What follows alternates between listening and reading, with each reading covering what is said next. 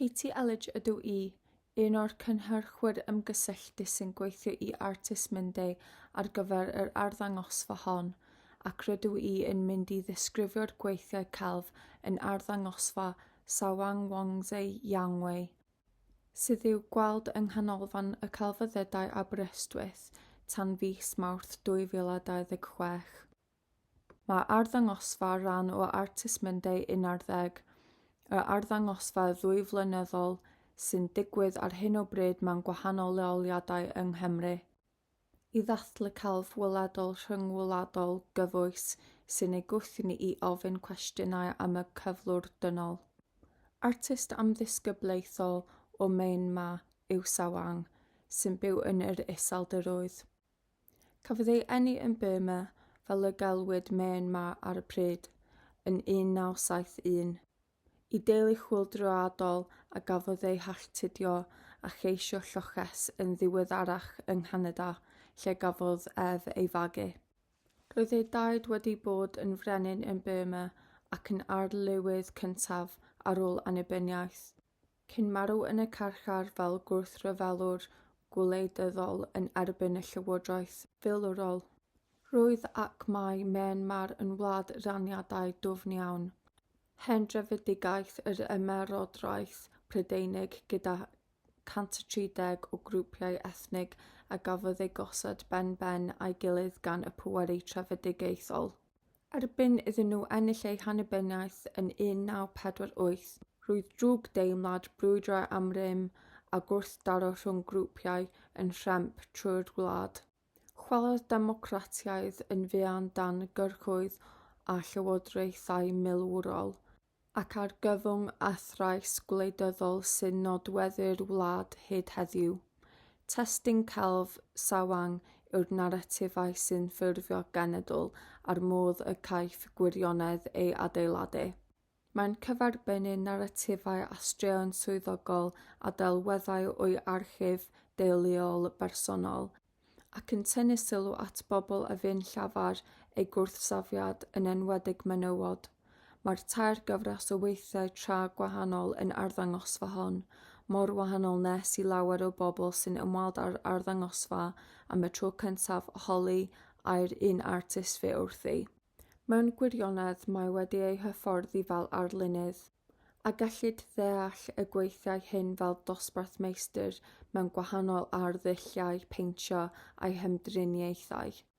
Gweithaf ei gwahaniaeth, mae y defyn cyffredin yn ei cysylltu, sef ei beirniadaeth a reolaeth filwrol ormesol, ei her i naratifau swyddogol a'r modd maen nhw'n amlygu mewn ffyrdd cynnil a llai cynnil, rôl y fasnach opium fyd eng yn strwythurau grym cyffredol. Mae'r arddangosfa mewn un oriel fawr, agored, gyda nenfydau uchel a waliau gwyn.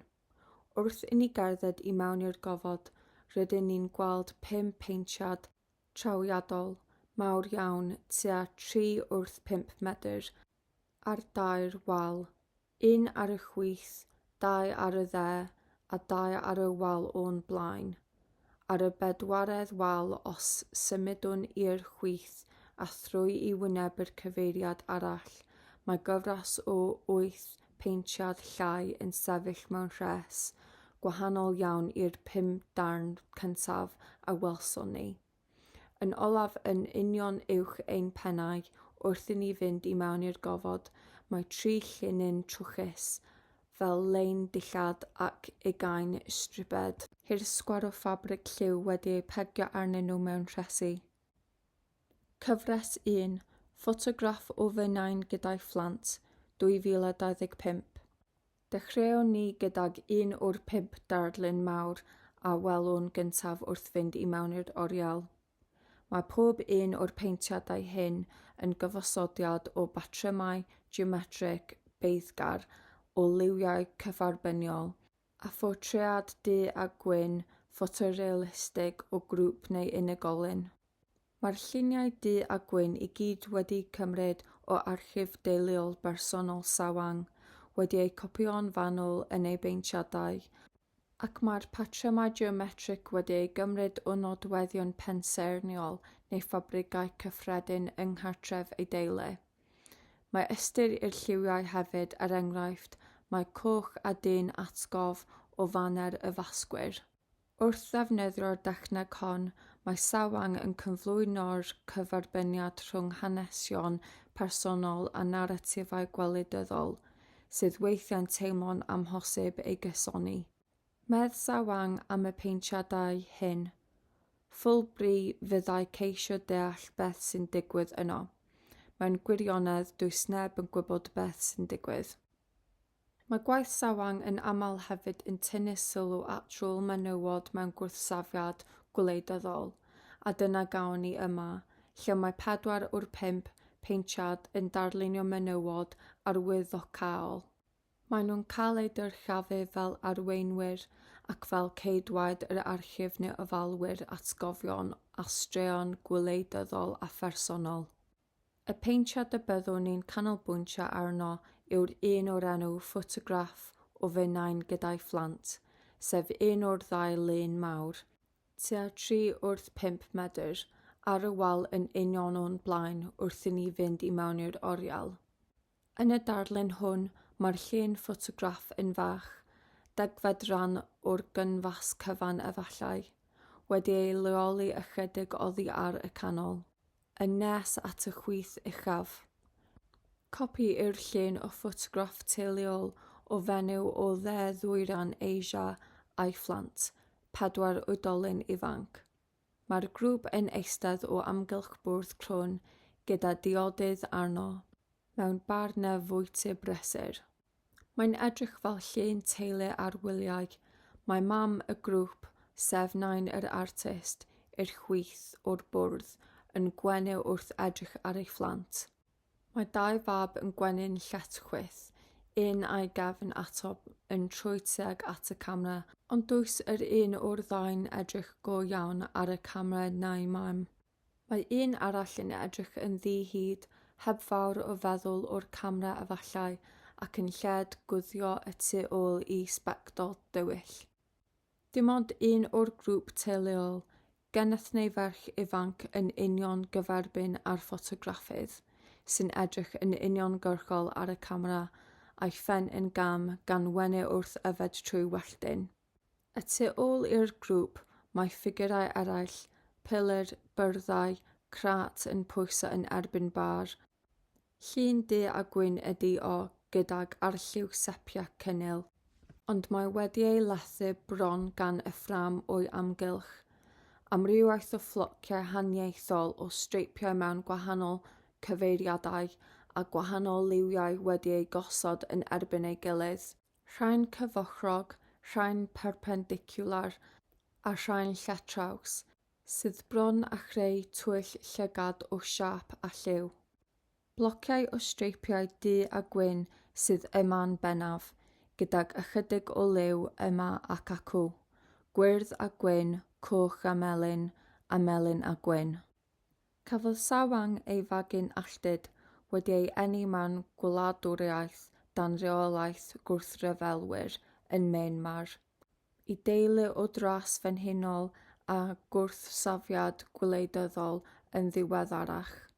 Cydsefydlodd ei nain a'i dad fudiad gwrthsafiad ar ôl marwolaeth ei daid yn y carchar, a llofruddiaeth ewythr, felly dydy popeth ddim fel y mae'n ymddangos yn y llun teulu hwn, sy'n teimlo bron wedi ei lethu gan y patrymau haniaethol sy'n ei amgylchu. Gwaith Celf 2, Bywyd llonydd gyda mod tramor, 2023. Mae 11 darlun tua 25 wrth 40 cm yn sefyll yn rhes ar hyd y wal hon, yn cyflwyno'r hyn sy'n ymddangos ar y dechrau fel ffurf bywyd llonydd traddodiadol iawn.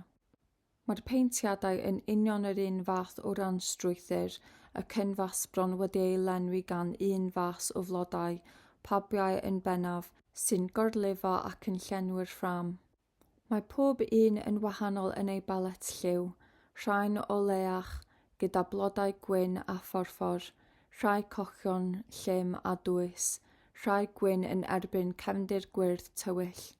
Ond mae pob un yn teimlo ychydig yn ormodol, wedi orweithio, y paent ychydig yn rhe trwchus, y blodau'n gwiron rhyfedd neu'n rhe llachar.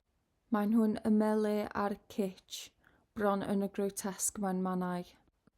Disgrifodd Sawang ei broses, byddai'n meddwl am eiriau un o'i athrawon, oedd yn arfer dweud, peidiwch a gadael i'ch brwsh fynd yn fwdlyd, ac yn gwneud y gwrthwyneb, gadael i'w frwsh fynd yn fwriadol fwdlyd a symud o ddarn i ddarn nes bod y darnau terfynol mor dywyll nes bod bron yn dde. Mae'r pabiau sydd mor niferus yn y lluniau hyn yn cyfleu'r fasnach opium ac effaith ddinistriol polisïau economaidd trefedigaethol. Roedd mwd tramor yn derm hanesyddol ar gyfer yr opium a gai ei fewnforion anghyfreithlon i China gan gwmni Prydeinig Dwyrain India yn y cyfnod trefedigaethol, ac sy'n parhau hyd heddiw. Mae'r paent trwchus yn debyg i ansawdd tar opium a'r cynllun lliw a gola anghysurus yn adlewyrchu effaith ddinistriol opium. O ran thema, mae'r lluniau hyn yn cysylltu hefyd â gweithiau eraill yn yr arddangosfa hon, fel Croesi'r Salween, un o'r peintiadau crog mawr gyda'r patrymau geometric llym, sy'n ddarlun du a gwyn o gwch masnachu ar un o brif afonydd Ddwyrain Asia, sy'n chwarae rhan allweddol yn y fasnach opium. Yn yr amgueddfa genedlaethol yng Nghaerdydd, mae un arall o weithiau Sawang, sef Gravelax 2, yn fap geoleidyddol enfawr o'r grymwydd gwleidyddol, gwoladwriaethol ac all-wladwriaethol sy'n gyrru ac yn cael ei effeithio gan y fasnach opium a lywodraethau milwrol a grwpiau gwrthryfelwyr i gorfforaethau mawr y llywodraethau'r gorllewin. Gwaith Celf 3, Arddiniadau Milwrol 2017. Y gwaith celf olaf i ni ei archwilio yw Addurniadau Milwrol 2017. Mae tua 20 darn o ffabric, pob un a tua 25 wrth 60 cm, yn hongian o 2 lein ar glipiau gafael. Mae nhw wedi eu peintio mewn gwahanol flociau lliw a rhesi llorweddol. Un a blociau mawr oren a rhesi dyn ei gwahanu oddi wrth ganol gwyn, un a rhesi glas, gwyn a choch, un a rhesi tenau coch a gwyn gyda rhesan goch fwy yn y canol.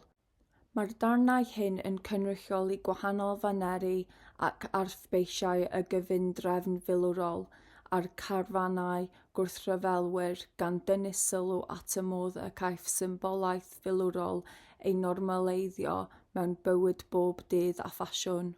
Wrth fynd i mewn i'r oriel, y peth cyntaf y welwn ni ydy'r cefnau'r darnau hyn, sy'n edrych fel drafftiau anorffenedig, rhai wedi eu peintio fel y lleill, rhai ddim, rhai gyda sgrifen fler neu llinellau mewn pensil. Ar un ohonyn nhw mae'r datganiad Free Lawi Weng wedi ei brintio mewn llythrennau mawr, cyfeiriad uniongyrchol at garcharu newyddiadurwr yn 2017, a oedd yn adrodd am gamweddau gan y drefn filwrol o dan gyfraith drefdigaethol oedd wedi ei hen ddiddynu. Yn Myanmar, mae yna gred gyffredin y bydd dyn yn colli ei bwyr a'i wrywdod os bydd yn cerdded o dan dillad dynes, ac mae hyn yn rhywbeth a ddefnyddir gan brotestwyr hyd yn oed heddiw, gan godi lein dillad i atal y fyddin a'r heddlu rhag rhoi stop ar ei gwrthdystiad.